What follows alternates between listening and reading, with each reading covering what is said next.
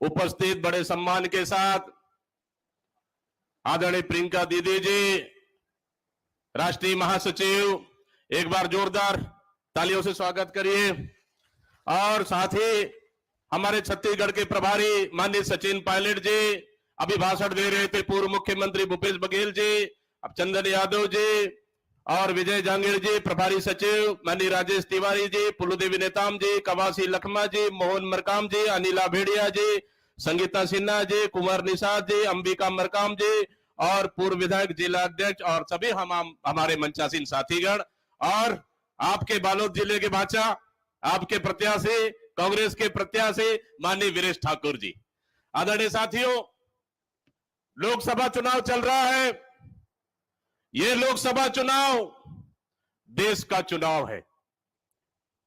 ये देश के चुनाव में सबसे बड़ा हमारे लिए चुनौती है कि देश का संविधान बचाना है, देश का लोकतंत्र बचाना है और देश में आरक्षण बचाना है।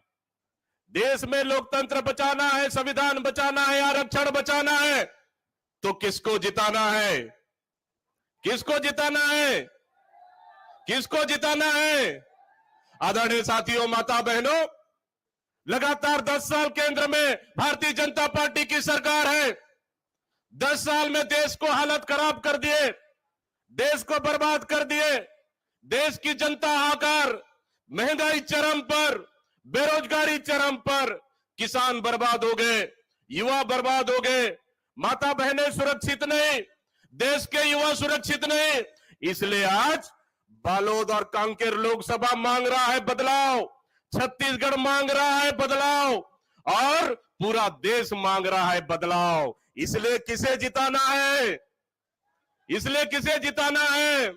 आदरणीय साथियों, माता बहनों, क्योंकि पिछले कांग्रेस की सरकार में छत्तीसगढ़ में हमारी सरकार ने बेहतर काम किया, किसानों के हाथों को मजबूत करने का काम किया और तो और युवाओं को नौकरी देने का काम किया, छत्तीसगढ़ के गरीब लोगों को मजबूत करने का काम किया, छत्तीसगढ़ के आदिवासियों को मजबूत करने का काम किया, छत्तीसगढ़ के आने वाला पीढ़ी को मजबूत करने का काम किया। लेकिन जब से भारतीय जनता पार्टी की सरकार आई, इस 4 महीने में भारतीय जनता पार्टी की सरकार आते साथ जो हमारी सरकार ने जो जो योजनाओं को लागू कर दी है, उन योजनाओं को बंद करने का काम किया। कैसे बंद किया? साए साए कैसे बंद किया? कैसे बंद किया? अभी पूर्व मुख्यमंत्री भूपेश बघेल बोल रहे थे कि नहीं सब कट गया साए साए। आदरणीय साथियों, माता बहनों, यही सब चीज याद करना है हमको, क्योंकि 4 महीने में छत्तीसगढ़ की अभी वर्तमान सरकार ने, भारतीय जनता पार्टी की सरकार ने 16,000 करोड़ छत्तीसगढ़ की जनता को कर्जा में डुबो दिया है।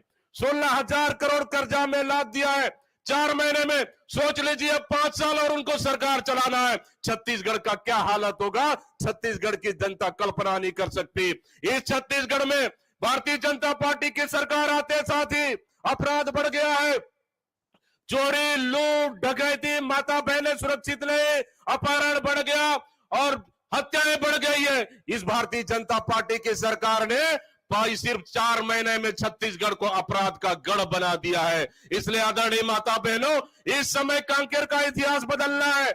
1995 के बाद ये सीट हम कांग्रेस नहीं जीत पाई है, क्योंकि पिछले समय कम अंतर से, सिर्फ 6,000 अंतर से हमारे वीरेश ठाकुर नहीं जीत पाए हैं। अगर इस समय बालोद की जनता तीनों विधानसभा सीट में अगर इस समय लीड मिलेगा तो वीरेश ठाकुर को दुनिया का कोई ताकत जीतने में नहीं रोक सकता। आदरणीय माता बहनों, इसलिए मैं सभी लोगों से कहना चाहता हूं कि कांकेर उनका मायके और बालोद उनका ससुराल। जिताना है कि नहीं जिताना है? बताओ, जिताना है कि नहीं जिताना है? एक बार हाथ उठा के बोलो, बाचा को जिताना है कि नहीं जिताना है?